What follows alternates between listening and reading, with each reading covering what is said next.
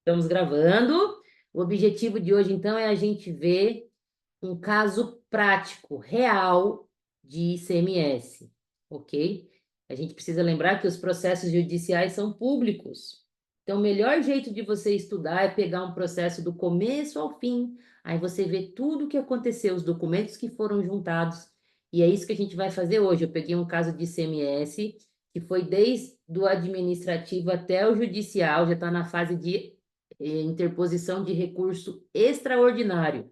Ou seja, a gente vai ver o caso do começo ao fim, ele tem 10.000 folhas. Não se assusta. Dá para a gente analisar 10.000 folhas, ok? Inclusive, eu vou ensinar como que eu faço nesses casos muito grandes. Eu faço a análise por camadas, por fases. E hoje a gente vai fazer a primeira fase de análise desse caso, que já vai dar para ver exatamente do que ele é, como o que é que está sendo discutido lá, vamos ver documentos. Então, nada melhor do que para a gente condensar o conhecimento mais teórico que a gente tem. Beleza? Bom, vou dividir a tela com o PDF.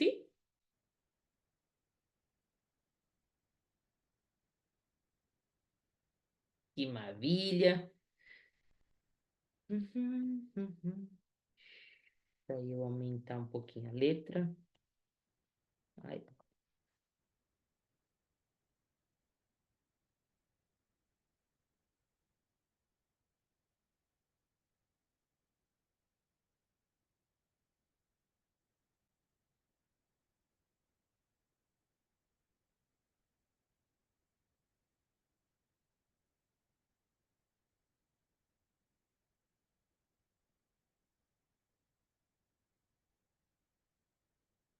Uhum.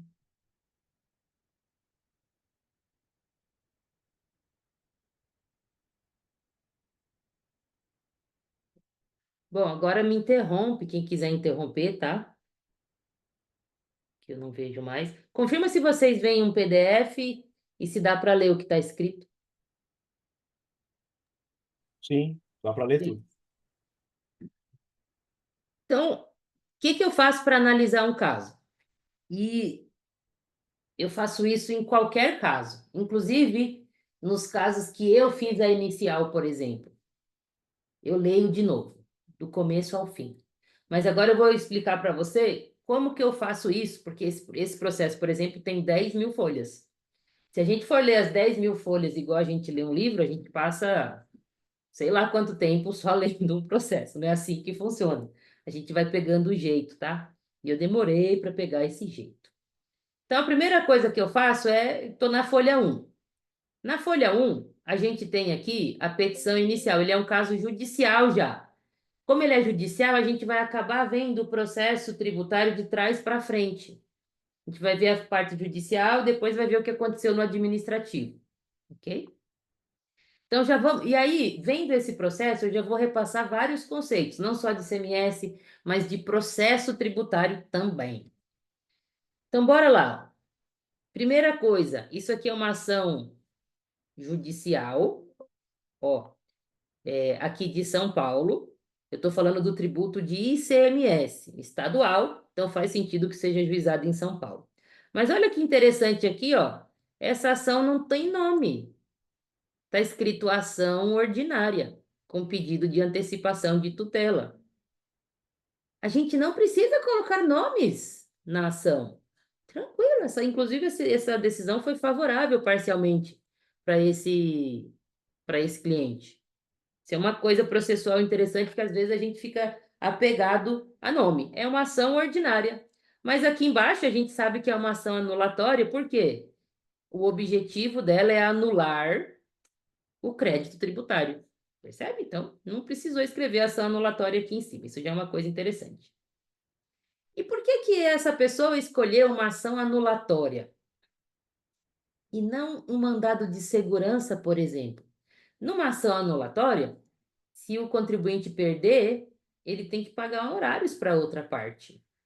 E olha assim, olha o valor desse imposto aqui cobrando, ó, 8 milhões, quase 9 milhões de reais. Gente, perder um caso de 9 milhões e ser condenado em honorários é uma facada, né? Por que que ele não escolheu o mandado de segurança, então? Que se você perder não tem condenação em honorários. A gente já vai entender por quê. Aqui não seria possível o mandado de segurança, porque ele é um caso complexo que precisa de perícia, tá? Mas vamos ir lendo aqui.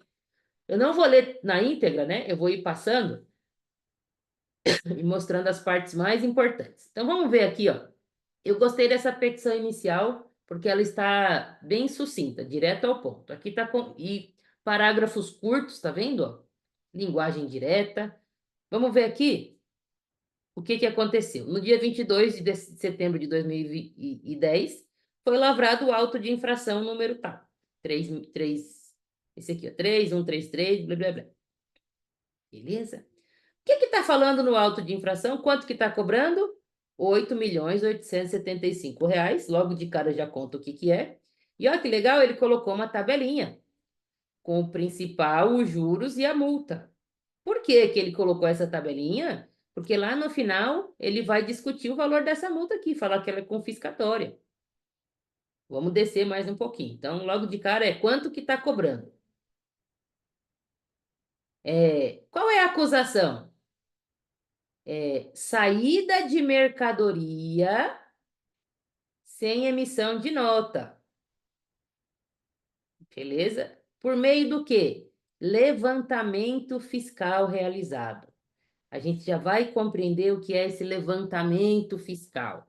E aí a gente vai pegar um raciocínio contábil aqui, que ele é importante e as pessoas costumam demorar para entender, mas se você for pensar do ponto de vista intuitivo, como gente normal, a gente pega o jeito.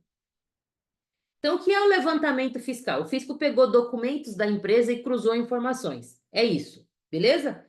Cruzou informações, qual foi a conclusão? Que a empresa omitiu a saída de mercadorias no valor de 21 milhões. O que é omitir a saída de mercadorias? É vender sem nota, gente. É isso, ok? Que mercadorias são essas? 34.885 toneladas de açúcar e 1,4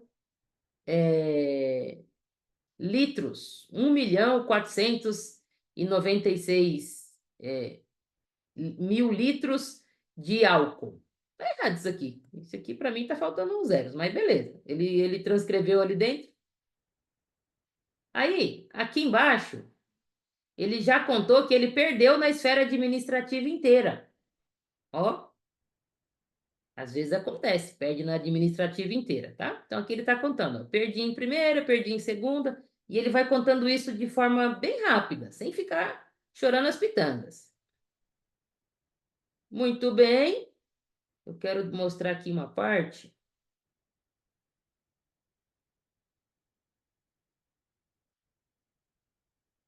do direito.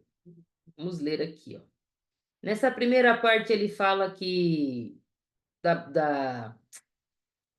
do fato gerador do ICMS, que é a venda de mercadoria, que se não tiver venda não tem ICMS. Eu vou pular essa parte, porque ela é bem conceitual, eu quero ir para os fatos, ok? E é importante ter essa parte, tá? Por quê? Apesar de eu ser muito prática. Desde a petição inicial, você tem que pensar que você depois vai precisar recorrer para os tribunais superiores, se for o caso. Então, tem que ter essa parte de conceitual, de direito e de princípios. Quero ir para os fatos. Vamos descer aqui.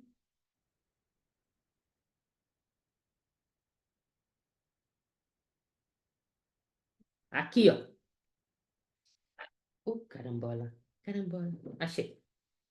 Agora eu preciso muito que você raciocine comigo. E se você tiver uma calculadora, eu vou pegar a minha aqui, no celular, para a gente pensar juntos. Deixa eu pegar aqui. Calculadora. Na verdade, deixa eu colocar no Excel. Deixa eu ver se vai dar certo. Que daí eu consigo dividir a tela. Deu.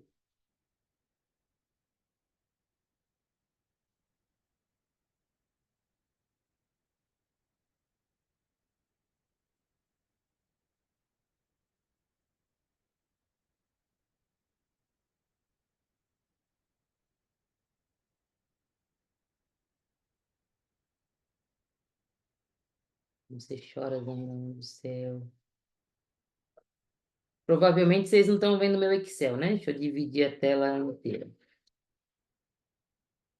Agora vocês veem o Excel? Ah, Sim. fica quieto. Qual que foi a acusação? Ó, vamos pensar junto. Toda empresa que vende alguma coisa, se ela vende alguma coisa, qualquer coisa, ela precisa ter um estoque, tá bom? Então, ela tem um estoque no começo do ano e um estoque quando o ano termina. E esse estoque varia de acordo com tudo que entra a mais nesse estoque e com tudo que sai. Aqui, ó, o fisco falou o seguinte: ô empresa, você terminou o ano com 65 mil aqui, ó, estoque final. Ok? E no começo do ano, o seu estoque inicial era de 33.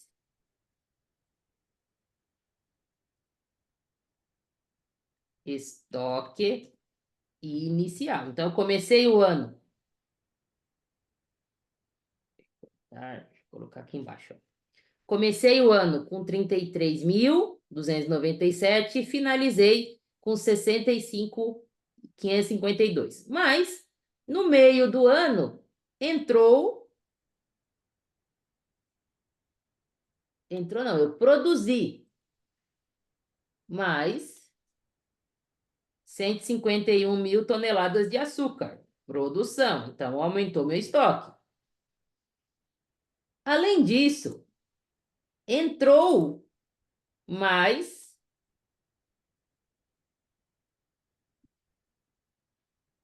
129 mil de açúcar. Vou colocar aqui mais para baixo.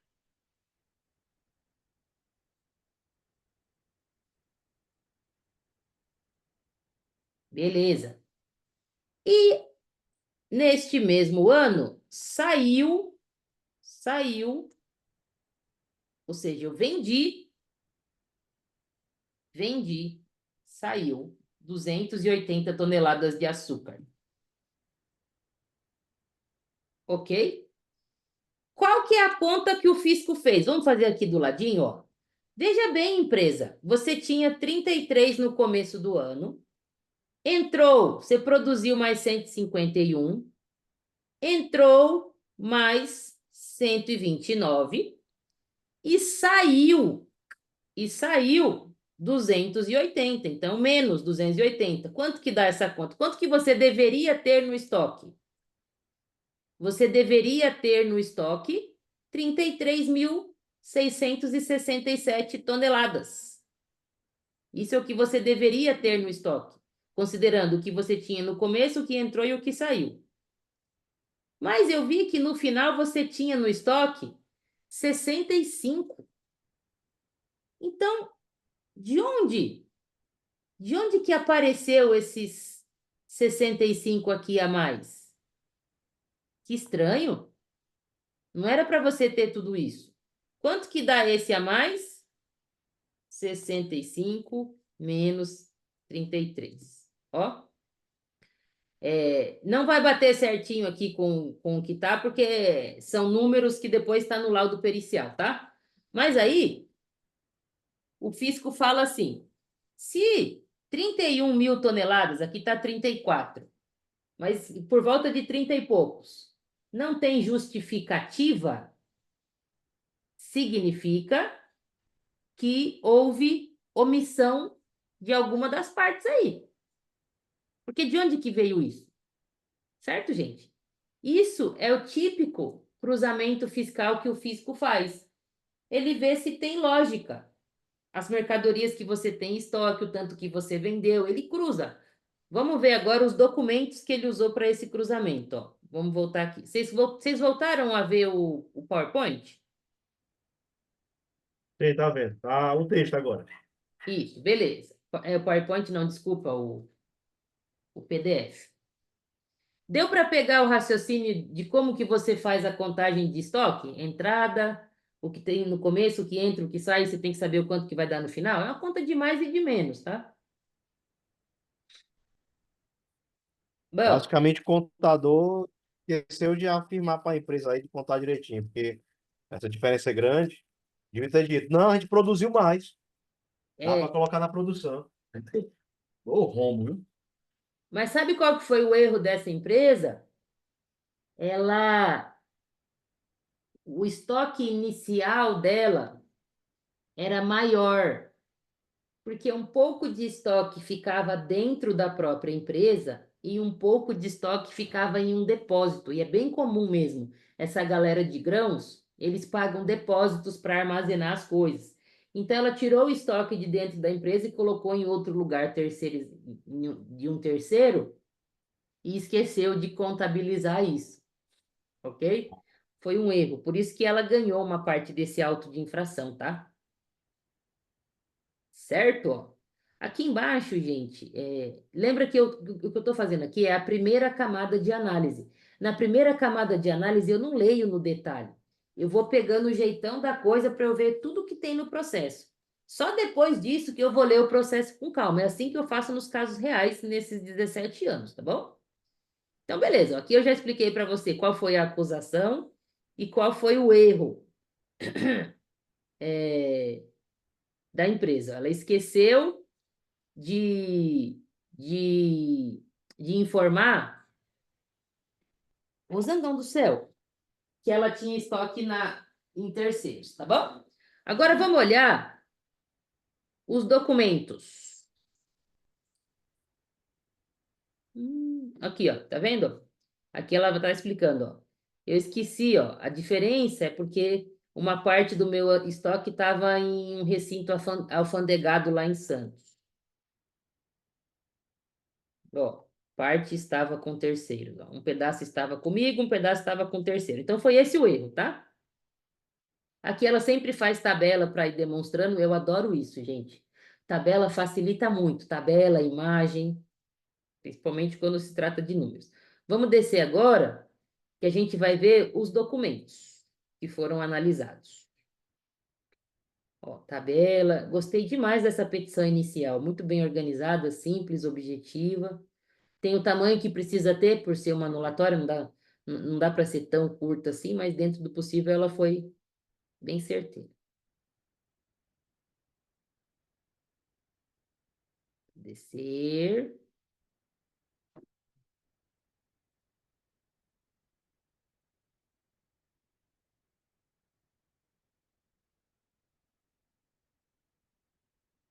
Bastante tabelas.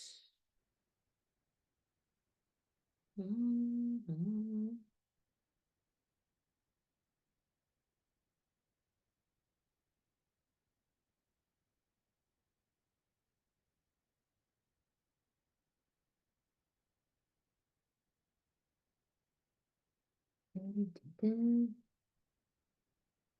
Eu só não vou descer muito rápido, senão eu perco. Beleza. Bom, aqui é a guia de custos. Olha o tanto de custos, gente. 60 mil reais. Rapaz. Eu quero mostrar o auto de infração.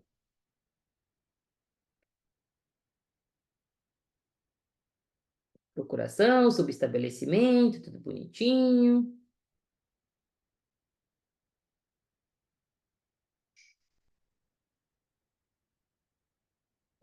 Isso daqui, ó. Isso aqui é importante. Ela juntou o seguro garantia, tá? Porque esse débito aqui provavelmente já foi objeto de uma execução fiscal também. E aí ela decidiu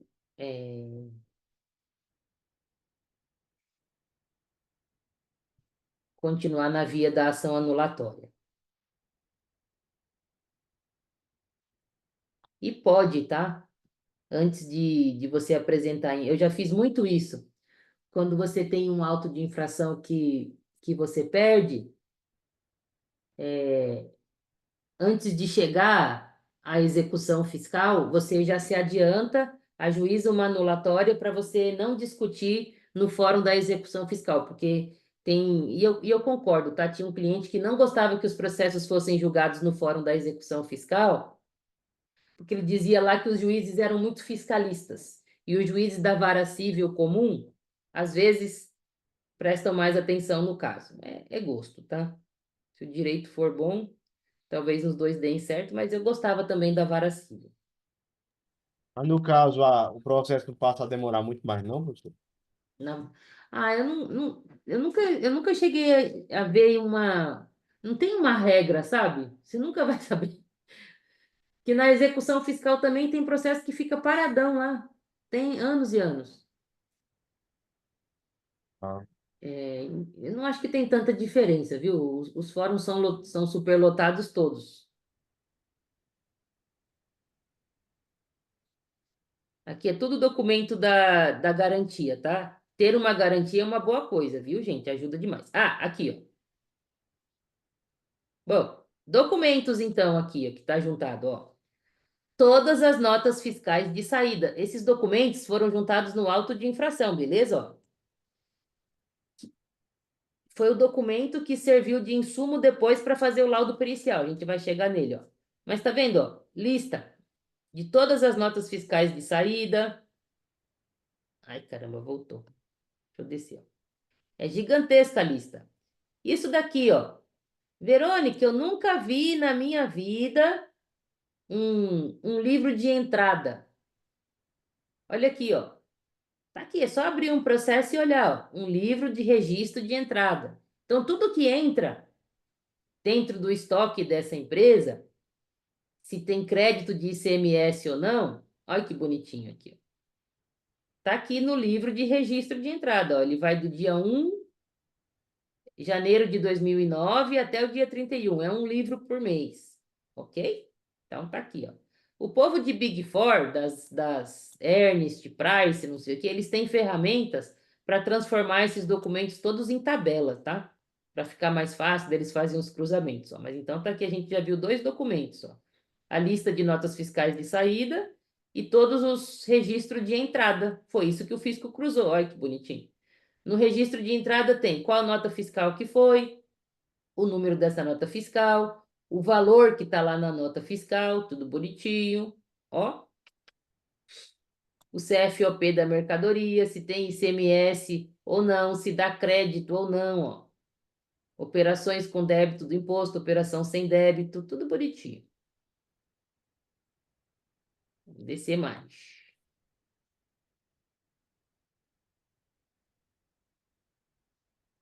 Esse aqui já é o livro de saída, ó. Tem o de entrada e o de saída. Ok?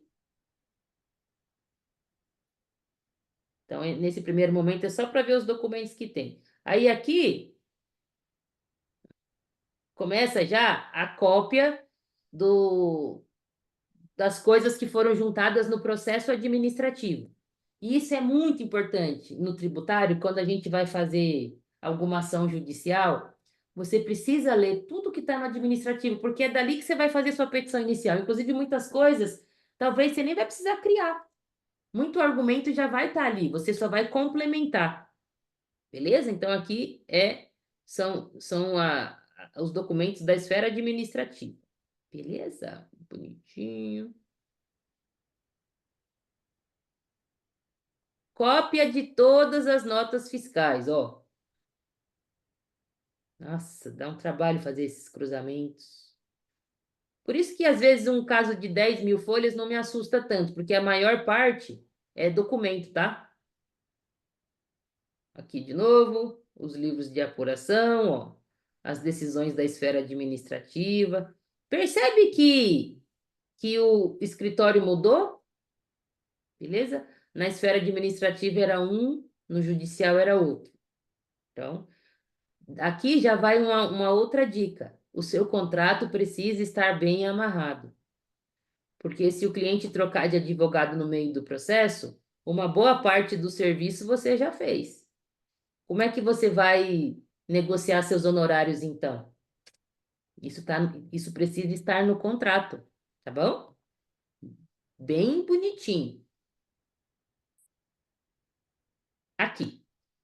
Na esfera administrativa, quem fez um laudo pericial foi a Price. Price, gente, num caso desse tamanho, de 8 milhões de reais, faz sentido. A Price deve ter cobrado para fazer isso aqui uns 150 mil, uns 100 mil mais ou menos, tá? Geralmente é esse valor e a empresa paga com gosto, né? O que é 100 mil se você vai deixar de pagar 8 milhões, talvez? E realmente aqui nesse laudo da Price, cruzando tudo, a Price chegou à conclusão que a diferença foi só erro de contabilização mesmo, ó. Olha a diferençazinha que ela achou. 900 mil só. Então, e não aqueles milhões que o fisco tinha achado, tá? E teve no caso do açúcar, nem diferença ela achou. Ela conseguiu justificar tudo. Beleza? Se esse caso, se eu fosse fazer alguma defesa, alguma coisa nesse caso, eu leria esse laudo da Price do começo ao fim, bem detalhadinho. Tá bom? Isso foi na esfera administrativa, ok? Aí aqui, ó, a Price colocou os documentos que ela analisou. Ó, saldo de estoque, ó, estoque inicial, livro de produção diária, tudo bonitinho. Ó, registro do inventário de estoque.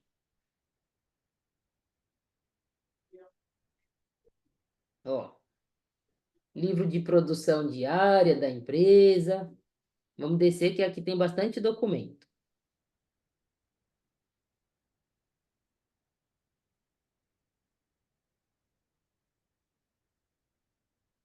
Essa parte aqui, ó, é nota fiscal, certo? Muito documento. Nota fiscal e livros fiscais, ó. Tudo do laudo da Price ainda. Olha como é bastante documento juntado, ó. Mais nota fiscal. Um bocado de nota fiscal. Descer. Ó, brincando, já estamos nas folhas 4 mil. Por isso que eu faço essa análise rápida no começo, para eu ver o que eu tenho que ler de verdade. Ah, e quando eu estou analisando um caso para eu defender, eu vou anotando em algum lugar o número das folhas que eu tenho que ler, uma espécie de índice, tá? Então eu tenho que ler a petição inicial com calma, eu tenho que ler as peças do processo administrativo e eu tenho que ler o laudo da Price até aqui. Aí eu marco o número das folhas, para eu saber onde eu volto depois. Ó, documento, olha o tanto de folha que você já pula, ó.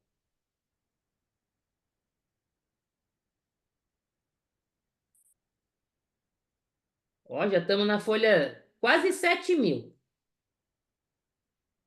Só nota fiscal, olha que coisa de louco.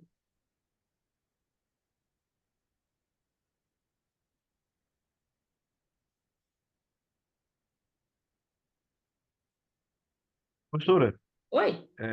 no caso aí, esse arquivo que a senhora está lendo, tá tudo junto no mesmo PDF da petição inicial? Sim, você pode chegar no site do tribunal e pedir para baixar o processo inteiro em um arquivo só. Ah, tá certo. Então, quando o advogado foi peticionar, protocolar, ele colocou lá os arquivozinhos. É a senhora que Separados. colocou num arquivo junto, né? Eu que coloco. Ah, tá E certo. essa primeira análise eu gosto de fazer assim, para eu não correr o risco de perder nada.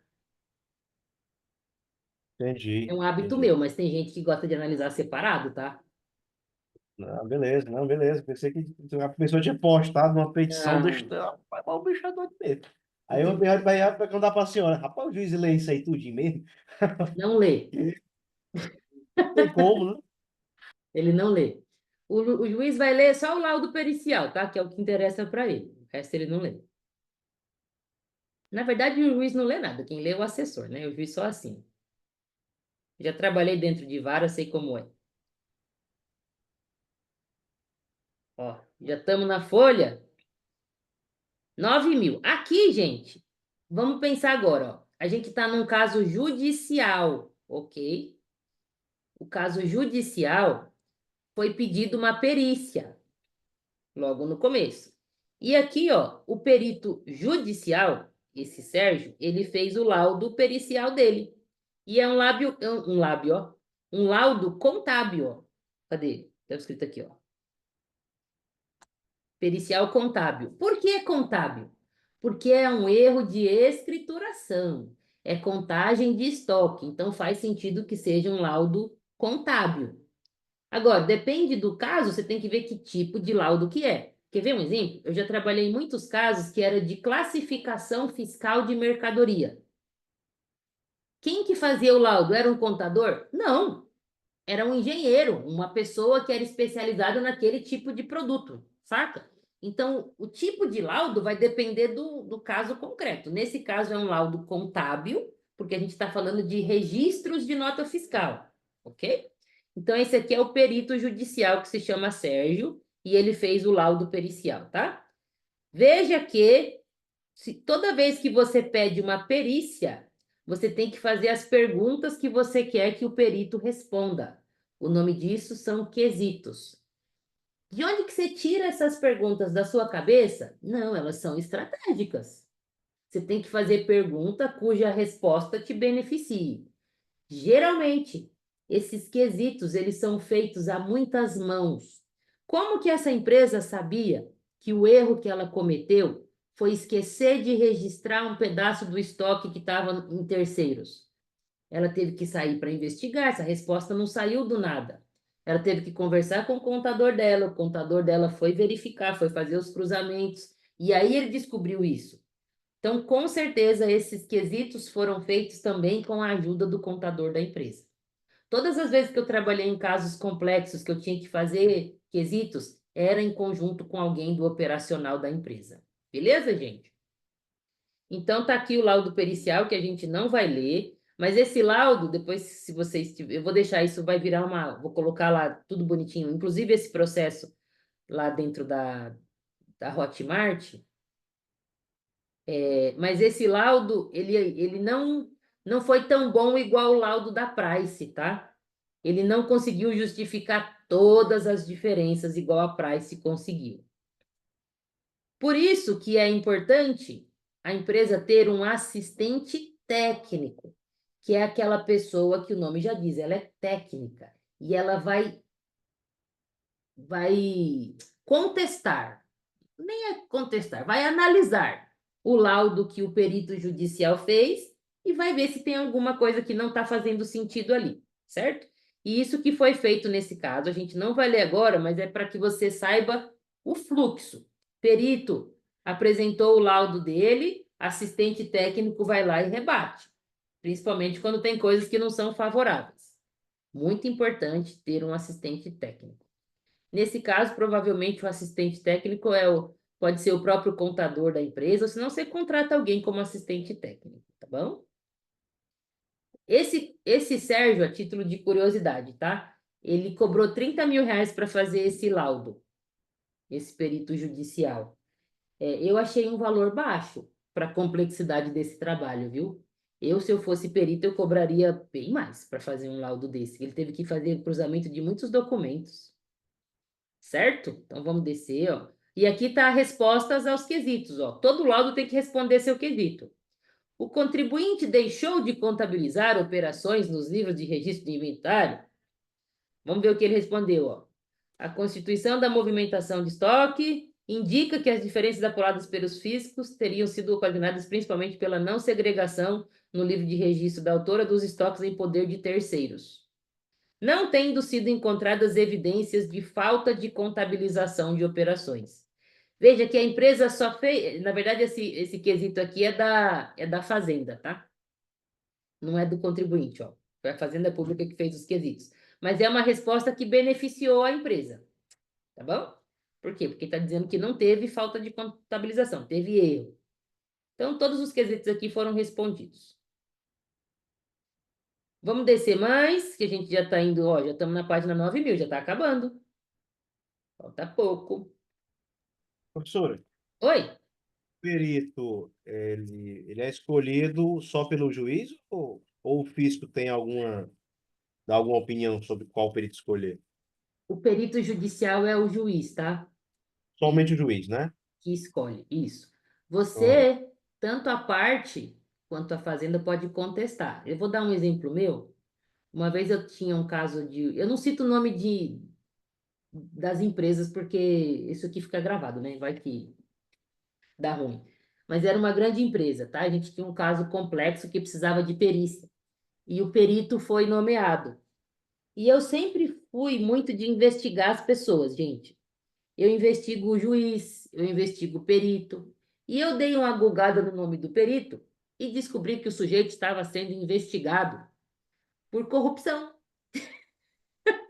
Tinha saído uma matéria no jornal com o nome desse perito envolvido em corrupção em vários processos judiciais. Então eu contestei o perito, ok? Então você pode contestar a nomeação de um perito, beleza? Qualquer parte, mas quem escolhe é o juiz, certo? Tudo bem. E o perito foi trocado mesmo, nesse caso meu. Aqui são os anexos que o perito usou para fazer o, o, o laudo dele. Olha o tanto de coisa. Aqui, gente, veja que o perito trocou ideia com a Price novamente, porque a Price fez o laudo lá na esfera administrativa. E o que eu quero mostrar para você é que foi juntada no processo a troca de e-mails entre eles. Deixa eu ver se eu acho aqui.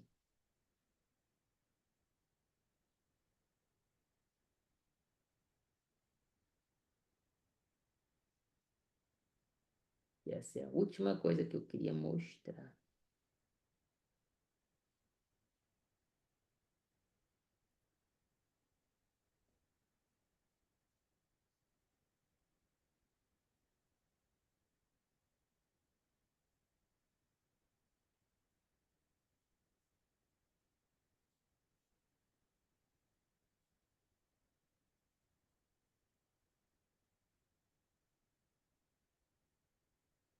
Não tô achando.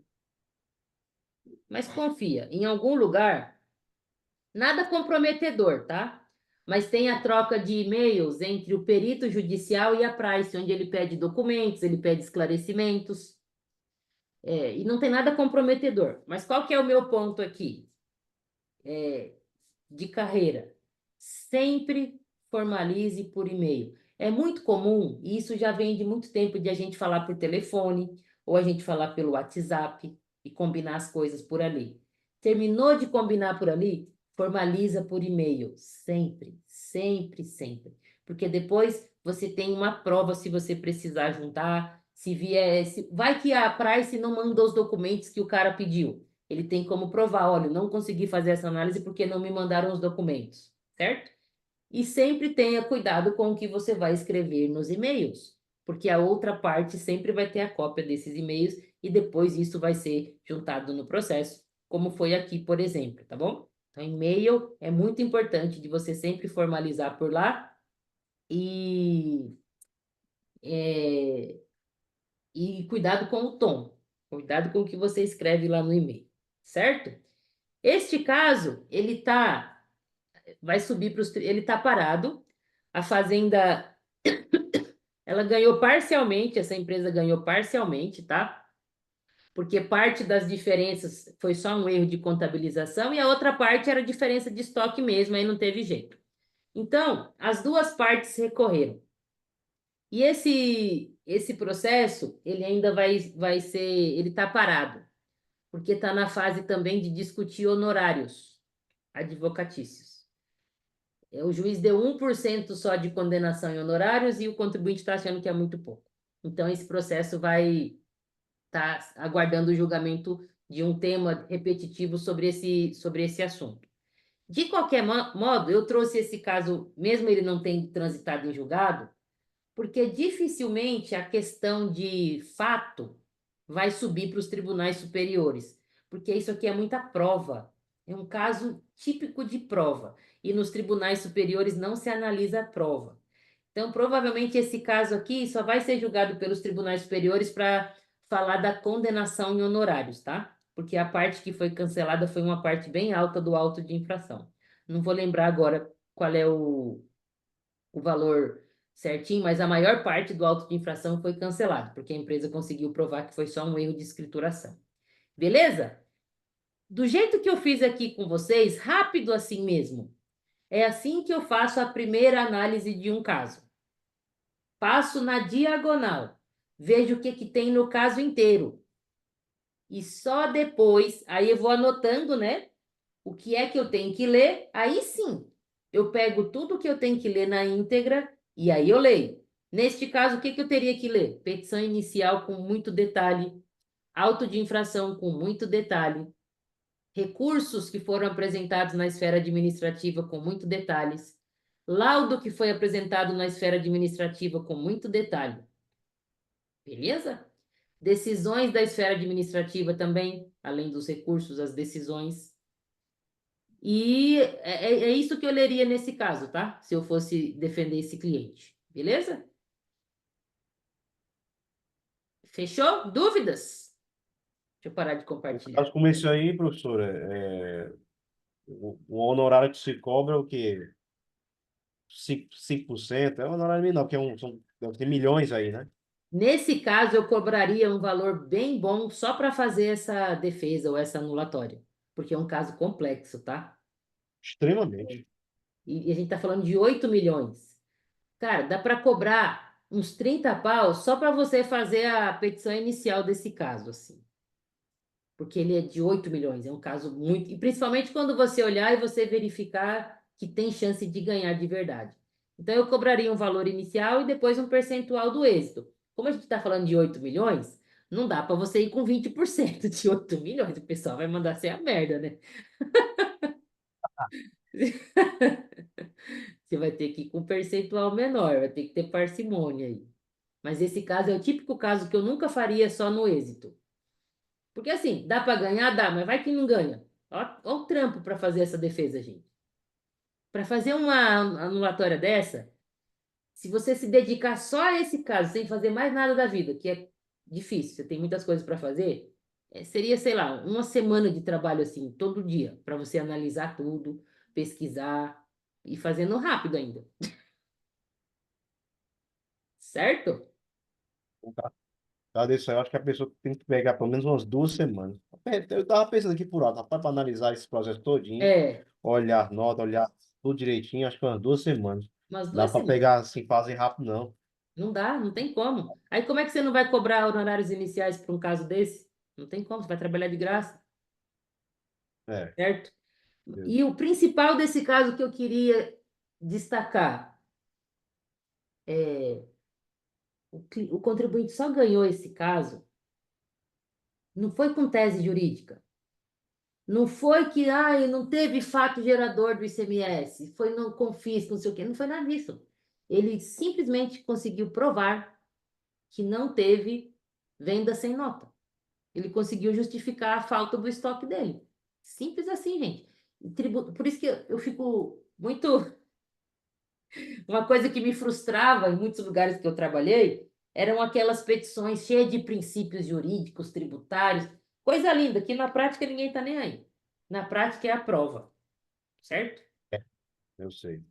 E o fisco, você percebe que o fisco errou? Ó, se eu fosse aquele advogado que gosta de princípios jurídicos, o que eu diria? O auto de infração é nulo, porque foi com base em presunções, que não sei o quê. Gente, o fisco errou feio aqui. Ele poderia ter pedido mais informações, já foi direto para o auto de infração. Ele poderia ter pensado que a empresa tinha estoque no poder de terceiros, porque quando sai o estoque, ela tem que emitir uma nota fiscal de saída, que não é de venda, é só de transferência. Ele não viu isso. Saca? Mas não adianta. É a prova. O fisco presumiu lá, cruzou as informações, presumiu que teve saída sem nota fiscal, você que tem que provar o contrário, simples assim. Foca nisso que você vai ter mais sucesso do que ficar pensando em princípios mirabolantes. Por isso que eu gostei desse caso, a petição desse caso eu achei muito boa. Beleza? Beleza, professor. Amei Bom, essa aula. Muito hã? bom. Amei essa aula, viu? E eu vou fazer várias assim. Eu vou pegar um caso de piscofins, de outros, todos de ISS, que aí vocês veem os documentos, vê o que alegou, e aí a gente consegue materializar melhor. Certo? Deixa eu parar de Show de bola. gravar.